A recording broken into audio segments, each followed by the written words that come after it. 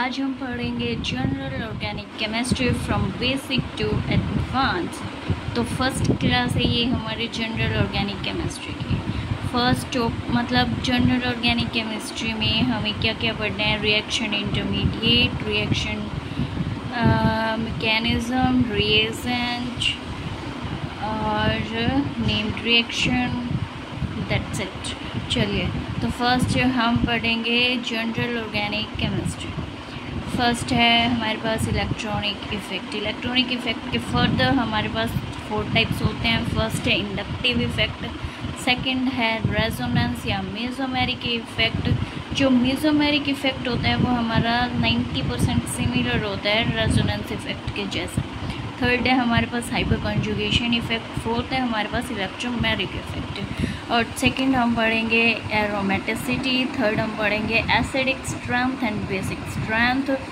Fourth हम पढ़ेंगे stability of intermediate. Fifth हम पढ़ेंगे reaction mechanism.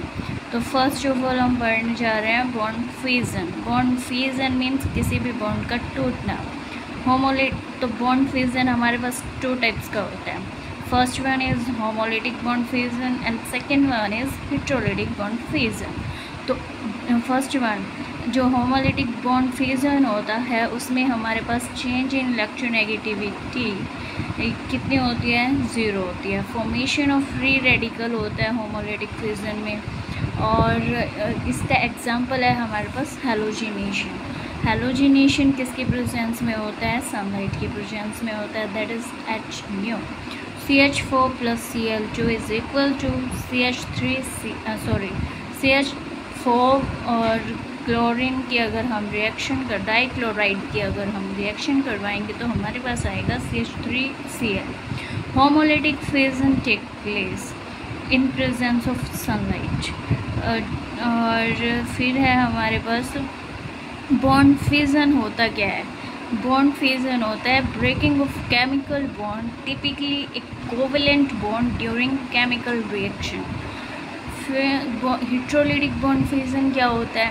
Heterolytic bond fusion में हमारे पास कार्बोकैटायन बनता है या फिर कार्बो एनायन बनता है।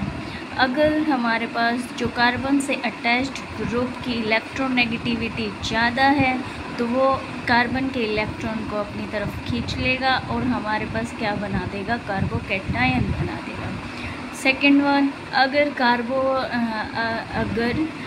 कार्बन से अटैच्ड ग्रुप की इलेक्ट्रोनेगेटिविटी कार्बन से कम है तो वो क्या करेगा, जो हमारे पास अगर उसकी जो कार्बन से अटैच्ड ग्रुप की इलेक्ट्रोनेगेटिविटी कार्बन से कम है तो वो कार्बन एनायन बना देगा, ठीक है। और फिर है हमारे पास, और कार्बन की हमारे पास इलेक्ट्रोनेगेटिविटी होती है 2.5।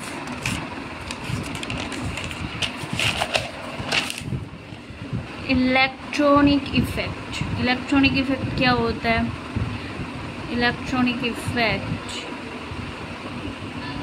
इफ़ेक्ट हम पढ़ेंगे नेक्स्ट क्लास में। तो पहले हम पढ़ लेते हैं इंडक्टिव इफ़ेक्ट। इंडक्टिव इफ़ेक्ट क्या होता है, मतलब इलेक्ट्रॉनिक इफ़ेक्ट है हमारे पास जो इलेक्ट्रॉन जो जैसे partial shifting of electron through sigma bond is called I effect. और इसका रीज़न क्या होता है इंडक्टिव इफ़ेक्ट। इंडक्टिव इफ़ेक्ट होने का क्या रीज़न है, क्यों हो रहा है ये इंडक्टिव, हमें दिखाई क्यों दे रहा है इंडक्टिव इफ़ेक्ट। इसका रीज़न है इलेक्ट्रोनेगेटिविटी डिफरेंस। और जो इंडक्टिव इफ़ेक्ट होता है वो हमारे पास परमानेंट इफ़ेक्ट होता है और ये डिस्टेंस डिपेंडेंट होता है। और हमारे पास इंडक्टिव इफ़ेक्ट फर्दर 2 टाइप्स का होता है। First one is -I effect, second one is +I effect. -I effect is shown by electron deficient group, मतलब कि अगर किसी के पास इलेक्ट्रॉन की कमी है तो हमें या फिर बोल सकते हैं जो पॉजिटिव चार्ज स्पीसीज जो होते हैं वो हमारे पास -I इफ़ेक्ट शो करते हैं, और जो नेगेटिव चार्ज स्पीसीज होते हैं वो हमारे पास +I इफ़ेक्ट शो करते हैं।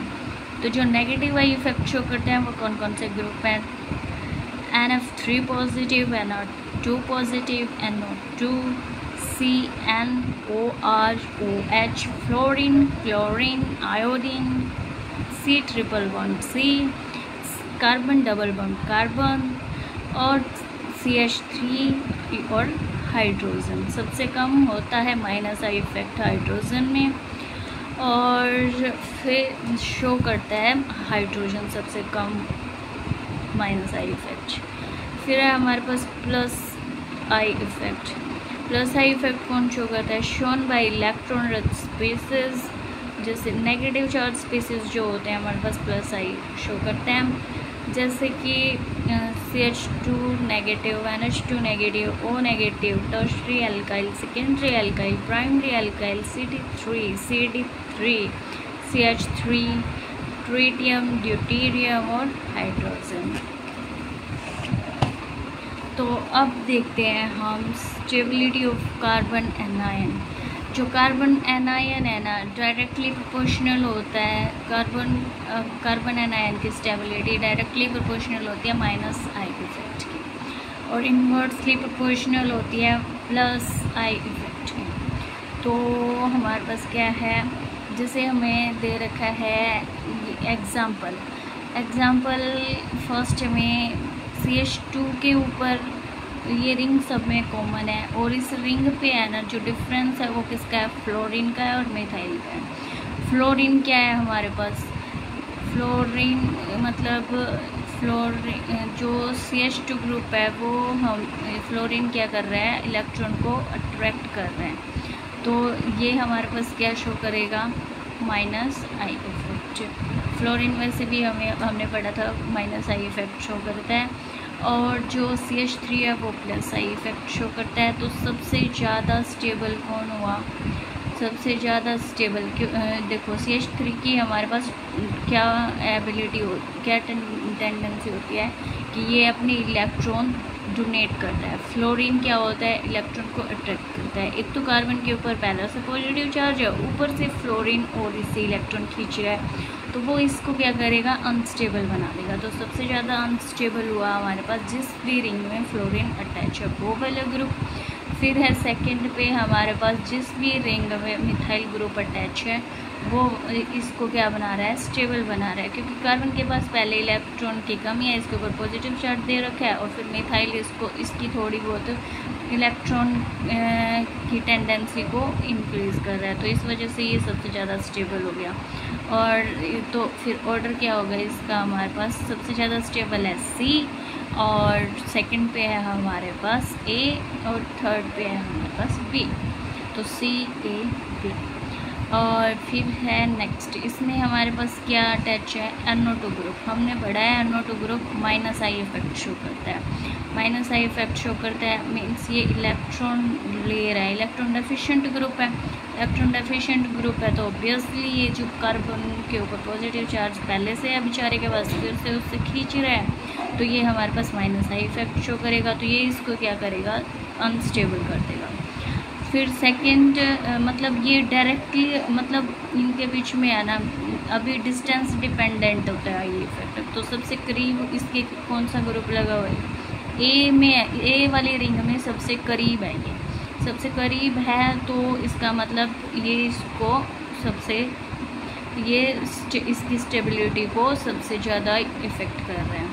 सेकंड में है 1 कार्बन के बाद, और थर्ड में है 2 कार्बन के बाद। तो यहाँ पे डिस्टेंस ये इतना इफेक्ट नहीं लगा पाएगा इसके ऊपर, तो इसलिए ये सबसे ज़्यादा स्टेबल हो गया, और तो इसका ऑर्डर हो जाएगा CBA। ठीक है। नेक्स्ट देखते हैं हम NO2, CH2 पॉजिटिव और CN। हमने देखा था कि NO2 है ना, उसका माइनस आई इफेक्ट ज़्यादा होता है एज़ कम्पेयर टू CN। तो दैट्स वाई तो ऑर्डर हो जाएगा हमारा B ज़्यादा स्टेबल है और A से, तो स्टेबिलिटी ऑर्डर B का ज़्यादा है एज़ कम्पेयर टू A। ठीक है, क्योंकि ये हमारे पास इससे ज़्यादा इलेक्ट्रॉन खींच रहा है, ये इसको अनस्टेबल बना रहा है, और ये एज़ कम्पेयर टू CN ये ज़्यादा अनस्टेबल बना रहा है। फिर okay, thank you. Please like share and subscribe. आज के लिए इतना ही।